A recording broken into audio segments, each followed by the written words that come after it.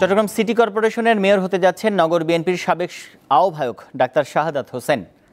Chittagong city কর্পোরেশনের নির্বাচন বাতিল চেয়ে দায়ের হওয়া মামলায় তাকে মেয়র ঘোষণা করেছে আদালত। একই সঙ্গে আগামী 10 দিনের মধ্যে গেজেট প্রকাশ করার জন্য নির্দেশ দেওয়া হয়েছে। মঙ্গলবার চট্টগ্রাম প্রথম যুগ্ম জেলা জজ ও নির্বাচনী ট্রাইব্যুনালের বিচারক মোহাম্মদ খায়রুল আমিন এ রায় দেন। 2021 সালের 27 জানুয়ারি চট্টগ্রাম সিটি কর্পোরেশনের নির্বাচন অনুষ্ঠিত হয়। নির্বাচনে আওয়ামী লীগের মেয়র প্রার্থী এম রেজাউল করিম চৌধুরীকে মেয়র নির্বাচিত করা হয়।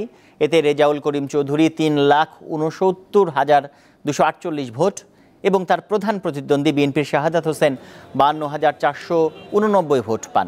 পরে ওই বছরের 24 ফেব্রুয়ারি নির্বাচনে কারচুপির অভিযোগে মামলা করেন বিএনপির নেতা শাহাদাত হোসেন।